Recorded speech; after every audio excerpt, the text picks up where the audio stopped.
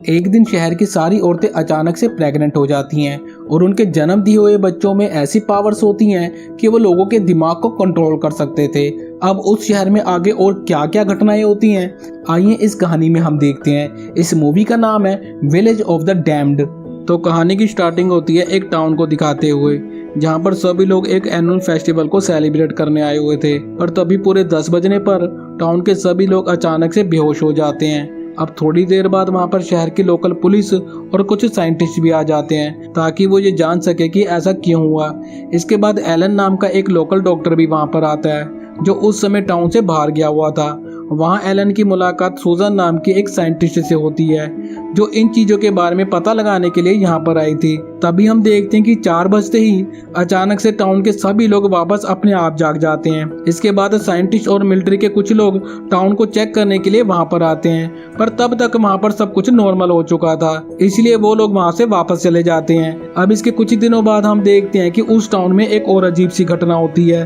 दरअसल उस टाउन की सारी औरतें एक साथ ही प्रेग्नेंट हो जाती हैं, जिसको देखकर सभी लोग बहुत ज्यादा घबरा जाते हैं। लेकिन तभी वहाँ की गवर्नमेंट उनको कहती है कि वो सभी लोगों को सपोर्ट करेगी। फिर वहाँ पर सूजन सभी को बताती है कि जो भी औरत बच्चे को जन्म देना चाहती है उन सभी का ध्यान सरकार रखेगी। उन सभी को $3000 के साथ साथ हर तरह की मेडिकल सुविधा भी दी जाएगी। अब ये सभी बातें सुनकर टाउन की सारी औरतें बच्चों को जन्म देने के लिए तैयार हो जाती हैं। अब जैसे जैसे समय निकलता है उन सभी प्रेग्नेंट औरतों के लिए प्री डिलीवरी क्लासेस रखी जाती हैं, और जब डिलीवरी का समय आता है तब इन सभी औरतों को जुड़वा बच्चे पैदा होते हैं जो कि एक लड़का और एक लड़की होती है। लेकिन उनमें से एक औरत की बच्ची मरी हुई पैदा होती है, जिस वजह से सूजन उस बच्ची की डेड बॉडी को उठाकर अपने साथ अपनी लैब में ले जाती है। अब जैसे जैसे बच्चे बड़े हो रहे थे इन सभी बच्चों के दिमाग का विकास नॉर्मल बच्चों से जल्दी हो रहा था। उनमें से कुछ बच्चे तो ऐसे थे जो 2-3 महीने की उम्र में ही अपना नाम लिख लेते थे। अब ऐसे ही एक दिन बारबरा नाम की एक औरत अपनी बेटी के लिए सूप बना रही होती है, पर तभी उसकी बेटी को बहुत ज्यादा गुस्सा आ जाता है क्योंकि वो सूप बहुत ज्यादा गर्म था। फिर वो बच्ची अपनी आंखों से बारबरा को कंट्रोल करने लगती है और तभी बारबरा उस गर्म सूप में अपना हाथ डाल देती है, जिससे उसका पूरा हाथ जल जाता है, जिस वजह से उसे तुरंत हॉस्पिटल में ले जाना पड़ता है। इसके बाद वहाँ पर डॉक्टर एलन उससे इस बारे में पूछता है, लेकिन बारबरा को लगता है कि शायद उस पर कोई भी यकीन नहीं करेगा, इसीलिए वो किसी को कुछ भी नहीं बताती। अब इस घटना के बाद से ही बारबरा डिप्रेशन में चली जाती है और वो एक पहाड़ से कूदकर आत्महत्या कर लेती है। अब धीरे धीरे ऐसे ही समय गुजरता है और जैसे ही वो बच्चे 7 साल के हो जाते हैं वो सभी बच्चे अपनी अपनी जोड़ी बना लेते हैं, लेकिन सिर्फ डेविड ही अकेला होता है क्योंकि उसकी बहन मरी हुई पैदा हुई थी। ये सभी बच्चे बहुत ज्यादा पावरफुल होते हैं, वो किसी को भी आसानी से कंट्रोल कर सकते थे। अब एक दिन उनमें से एक लड़की अपनी आंखों को चेक करवाने के लिए एक डॉक्टर के पास जाती है। वहाँ पर डॉक्टर से गलती से उस लड़की की आंख पर चोट लग जाती है और तभी मारा नाम की एक लड़की वहाँ पर आती है और उस डॉक्टर को अपनी आंखों से कंट्रोल करने लगती है, जिससे वो डॉक्टर ना चाहते हुए भी खुद ही अपनी आंखों में मारकर खुद को अंधा कर लेती है। अब ये सब घटनाएं देखकर उन बच्चों के स्कूल की प्रिंसिपल को लगता है कि इन बच्चों को स्पेशल क्लासेस की जरूरत है और इस काम को करने के लिए वो डॉक्टर एलन से रिक्वेस्ट करती हैं, पर उन बच्चों के कारनामों को देखते हुए डॉक्टर की फट जाती है और वो मना करके वहां से चला जाता है। वहीं दूसरी तरफ हम देखते हैं कि अपनी कोई भी बहन ना होने की वजह से डेविड उन सभी बच्चों से अलग था और उसका उसकी माँ के साथ रिलेशन भी काफी अच्छा था, जो कि बाकी सभी बच्चों का नहीं था। अब ऐसे ही एक दिन डेविड अपनी मरी हुई बहन की कब्र पर जाता है। वहाँ पर उसे डॉक्टर एलन मिलता है जो उसे बताता है कि उसकी बहन को यहाँ पर नहीं दफनाया गया। इसके बाद डेविड भी एलन की वाइफ की कब्र को देखता है और वो उसे सिंपैथी देने की कोशिश करता है। अब ये देखकर एलन उससे काफी खुश हो जाता है और उसको लगता है कि शायद इन बच्चों को चेंज किया जा सकता है, इसीलिए वो उस प्रिंसिपल की बात को मानकर उन सभी बच्चों को पढ़ाने के लिए मान जाता है। अब डॉक्टर एलन उन बच्चों को पढ़ा ही रहा होता है और तभी वहाँ पर प्रिंसिपल उसे कुछ काम करने के लिए अपने पास बुला लेती है, जिस वजह से बच्चे खुद ही किताब खोलकर पढ़ने लग जाते हैं। लेकिन तभी वहाँ पर नशे की हालत में स्कूल की सफाई करने वाला आता है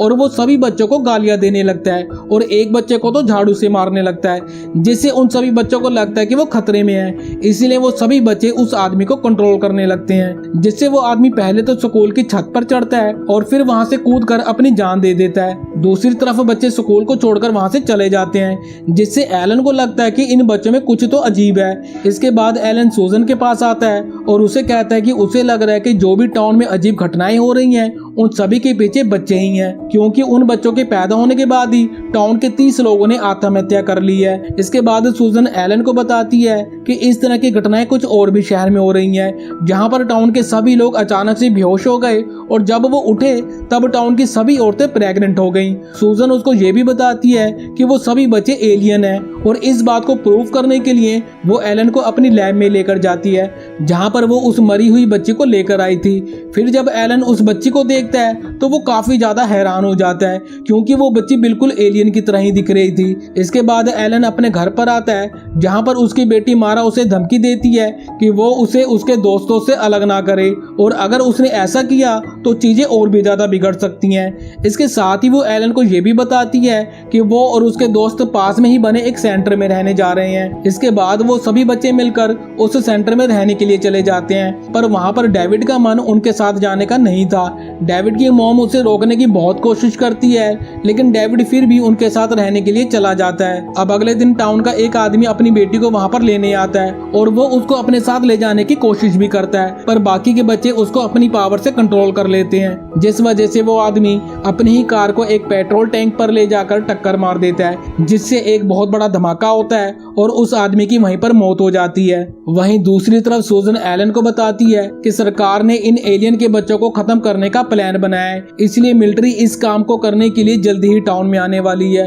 अब ये सुनकर एलन को बच्चों पर तरस आने लगता है, इसलिए वो उन बच्चों से बात करने के लिए उस सेंटर में जाता है, पर वहां पर उन बच्चों से बात करने पर एलन को भी समझ में आ जाता है कि अगर ये बच्चे जिंदा रहे तो पूरे टाउन पर बहुत बड़ी मुसीबत आ सकती है। अब ये सब सोचते समय एलन अपना ध्यान समुद्र की तरफ रखता है, जिससे कि कोई भी उसका दिमाग पढ़ ना सके। अब अगले दिन जब मारा डेविड से बात कर रही होती है, तभी एक आदमी आकर उन्हें बंदूक से मारने की कोशिश करता है, लेकिन उसे ऐसा करते हुए कुछ बच्चे देख लेते हैं और वो उसे कंट्रोल करके उसकी ही खोपड़ी उड़वा देते हैं। अब उस आदमी की मौत की खबर सुनकर टाउन के सभी लोग भड़क गए थे, इसलिए वो सभी उन बच्चों को आग से जलाने के लिए जाते हैं, लेकिन तभी वो बच्चे उनको रास्ते में ही मिल जाते हैं, जिसको देखकर एक औरत उन्हें गालियां देना शुरू कर देती है, पर तभी वो बच्चे उसे भी कंट्रोल कर लेते हैं, जिससे वो औरत खुद को ही आग लगा लेती है। दूसरी तरफ सूजन मिलिट्री के आने से पहले ही अपना ऑफिस खाली कर रही होती है, पर तभी वहाँ पर वो 3 बच्चे आ जाते हैं और वो सूजन को भी कंट्रोल करके उसे भी जान से मार देते हैं। इसके बाद हम एलन को देखते हैं,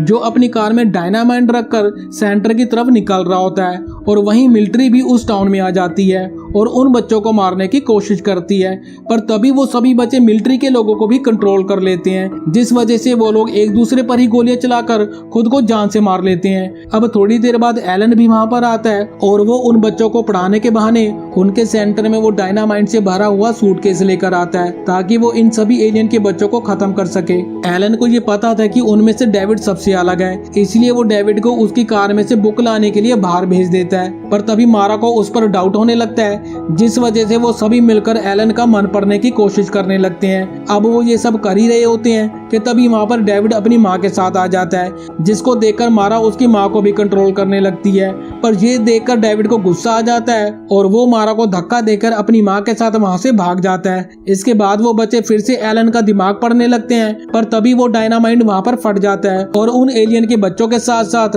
एलन भी मारा जाता है। इसके बाद आखिर में डेविड और उसकी माँ बच जाते हैं और वो अपनी कार से किसी दूसरे टाउन के लिए निकल जाते हैं, और इसी को दिखाते हुए ये कहानी यहीं पर खत्म हो जाती है।